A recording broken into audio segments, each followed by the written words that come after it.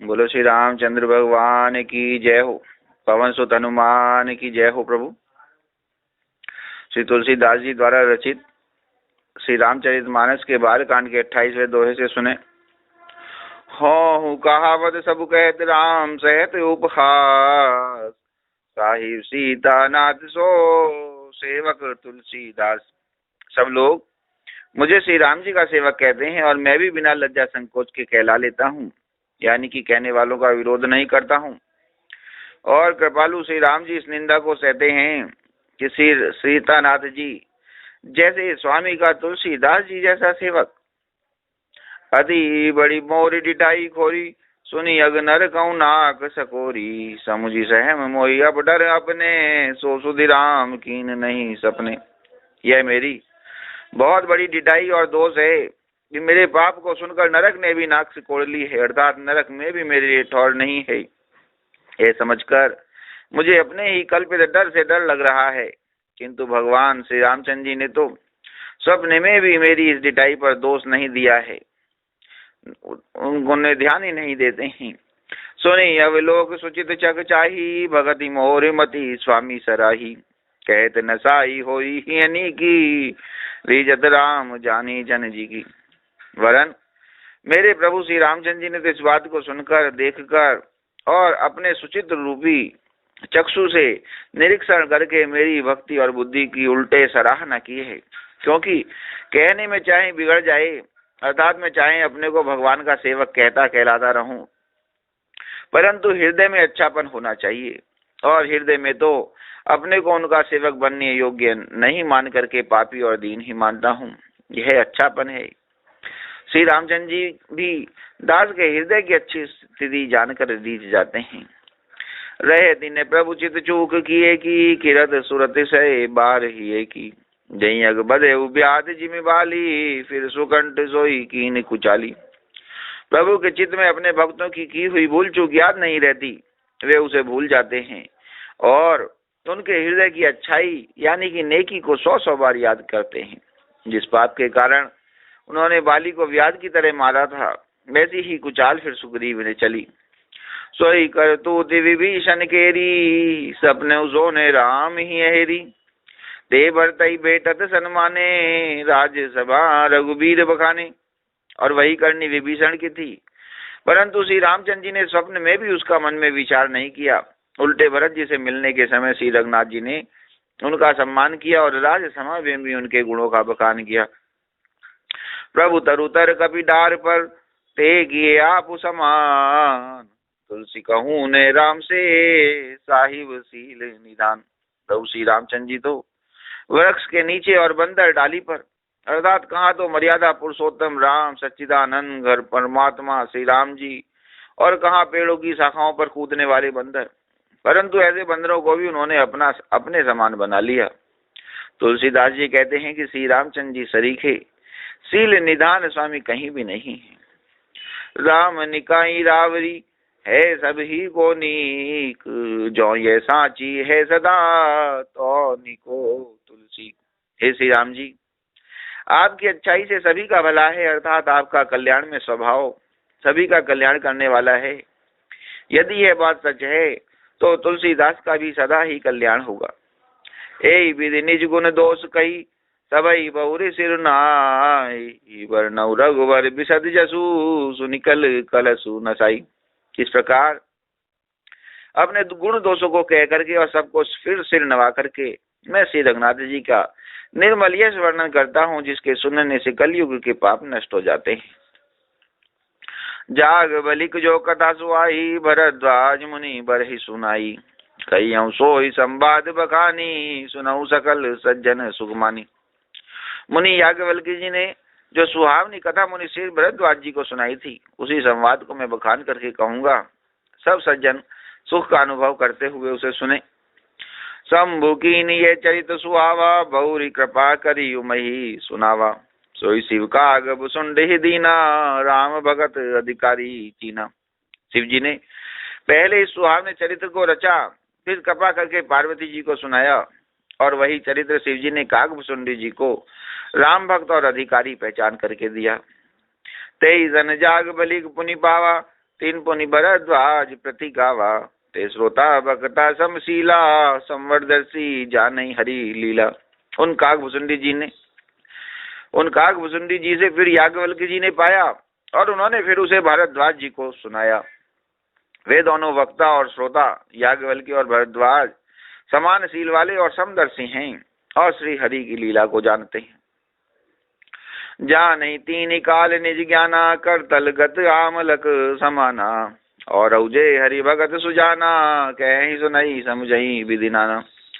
वे अपने ज्ञान से तीनों कालों की बातों को हथेली पर रखे हुए आंवले के समान प्रत्यक्ष जानते हैं, और भी जो सुजान भगवान की लीला का रहस्य जानने वाले हरि भक्त हैं, वे इस चरित्र को नाना प्रकार से कहा सुना करते हैं और समझते हैं।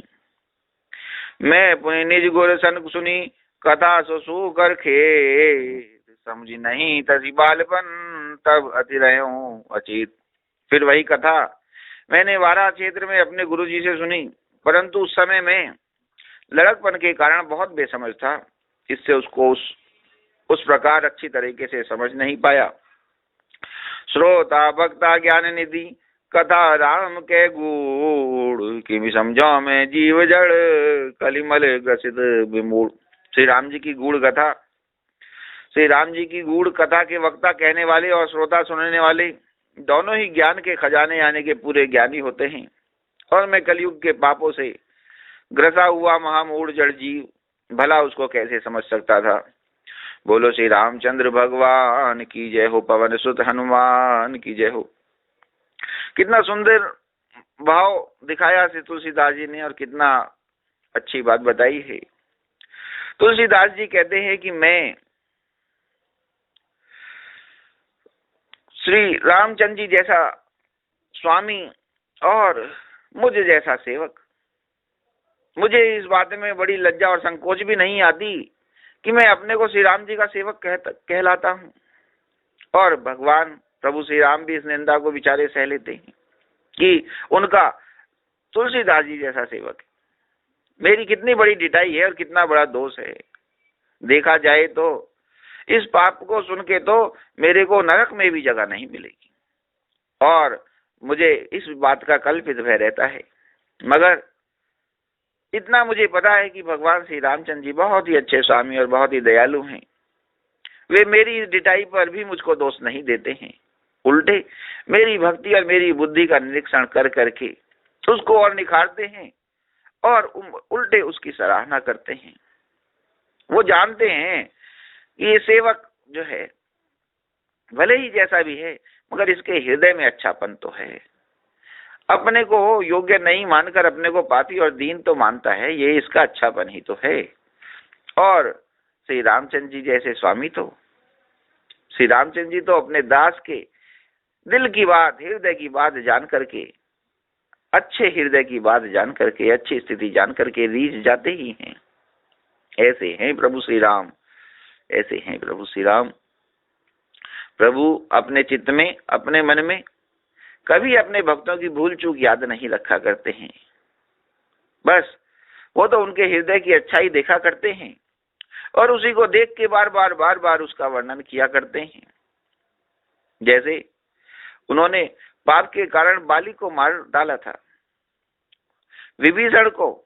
विभीषण की का अच्छापन देख करके श्री रामचंद्र जी ने उनकी पूरे राज्य समाज में, राज्यसभा में उनके गुणों का बखान किया। प्रभु श्री रामचंद्र जी जैसे स्वामी, देखो उन्होंने वृक्ष के नीचे और बंदर डाली पर कूदने वाले जो बंदर हैं उनको भी अपने समान बना लिया था। कहाँ तो मर्यादा पुरुषोत्तम राम सच्चिदानंद घन परमात्मा श्री राम जी, और कहाँ वे वानर। ऐसे स्वामी है श्री राम जी की, उन्होंने उनको भी अपने ही समान बना लिया था। इतने शील निधान स्वामी हैं श्री राम जी। हे श्री राम जी, आपकी अच्छाई से सभी का भला है, आपके कल्याण में स्वभाव से सभी का कल्याण हो जाता है। इस प्रकार तुलसीदास जी सारी बातें कह करके प्रभु की कृपा का बखान करके, प्रभु की हकीकत, प्रभु का स्वभाव, प्रभु की दयालुता, प्रभु का कृपालुता बतला करके रामायण सुना रहे हैं। और वे कहते हैं कि जब आज के राजा लोग, आज के संसारिक लोग जब श्री राम जी का ऐसा स्वभाव देखते हैं, सुनते हैं और उसको समझते हैं, तो उनको समझ में आता है कि एक अच्छे राजा का, एक सुंदर से राजा का, एक प्यारे से राजा का कैसा स्वभाव होना चाहिए, जिसकी भगवान भी सराहना कर सकें और वे और सब और राजा लोग भी सराहना कर सकें। क्योंकि जो स्वामी अपने सेवक का ध्यान रखता है, जो स्वामी अपने सेवक को भी अपने ही जैसा ज्ञानी, होशियार, प्रशंसनीय बना लेता है, जो स्वामी अपने सेवक के अच्छे दिल को पहचान करके उसकी सराहना किया करता है, जो स्वामी अपने सेवक के में अगर कहीं कोई कमी हो तो उन कमियों को निखार करके उसको सुंदर बना लिया करता है, वही स्वामी तो स्वामी कहलाने के लायक होता है, वही स्वामी तो स्वामी कहलाने के योग्य होता है, वही राजा तो राजा बनने के योग्य होता है। क्योंकि उस ही राजा के द्वारा सब लोगों का उद्धार हो पाता है, उस ही राजा के द्वारा उस राजा का अपना भी सच्चा उद्धार तभी हो पाता है। और भगवान तो बस उस राजा से ही प्रसन्न हो पाते हैं जो राजा अपने सेवकों का दुरुपयोग करके, अपने सेवकों का शोषण करके अपना पेट भरता है, अपना सुख ढूंढता है। उस राजा को भगवान, उस राजा की भगवान कैसे प्रशंसा करेंगे, उस राजा को भगवान कैसे सराहेंगे। भगवान तो चाहे यही सोचेंगे कि मैंने क्यों ऐसे राजा ये हो गए, क्योंकि भगवान की तो यही इच्छा होती है कि जो भी जीव इस धरती पे पैदा हुए, जिन्होंने जन्म लिया, वो अपनी बुद्धि का सदुपयोग करें और अपने और सबके जीवन में खुशियां भरें और निरंतर खुशियां भरते रहें, उनको आनंदित करते रहें। क्योंकि जब वो इस जीवन से जाएं तो उनका जीवन आनंद से भरा पूरा हो, लोगों को मार्गदर्शन देने वाला हो और निंदनीय ना हो। ये ना हो कि लोग कहें कि चलो भैया इससे मेरी मुक्ति हुई, ऐसा ना हो। और जब श्री राम जी को लोग सीखेंगे, श्री राम जी को समझेंगे, तो ये सब बातें उनकी समझ में आ ही जाएंगी और इसी प्रकार से सारी दुनिया में स्वर्ग हो जाएगा, सारी दुनिया में भगवान का वास हो जाएगा, हर इंसान भगवान जैसा सुंदर हो जाएगा, तो स्वर्ग यहीं पर हो जाएगा। क्योंकि स्वर्ग में होता ही क्या है, बस सभी इंसान अपने अपने आनंद में मस्त हैं, कोई किसी को दुख नहीं दे रहा है और हर आदमी, हर इंसान सभी की सब एक दूसरे से मदद कर रहे हैं। मुनियों जैसा स्वभाव है, भगवानों जैसा स्वभाव है। बस यही तो स्वर्ग है, यही तो देवयोग है, यही तो देवराज है। और यही सब इस प्रकार से सारा वातावरण, रामराज, स्वर्ग, जन्नत, ये सब यहीं पर ऐसे ही हो जाएगा जब श्री राम का स्वभाव यहाँ के राजा, यहाँ के मुखिया, यहाँ के इंस्टीट्यूशनल हेड्स जब अपनाएंगे तो बस यहीं पर स्वर्ग हो जाएगा, यहीं पर रामराज हो जाएगा। बोलो श्री रामचंद्र भगवान की जय हो, पवन सुत हनुमान की जय।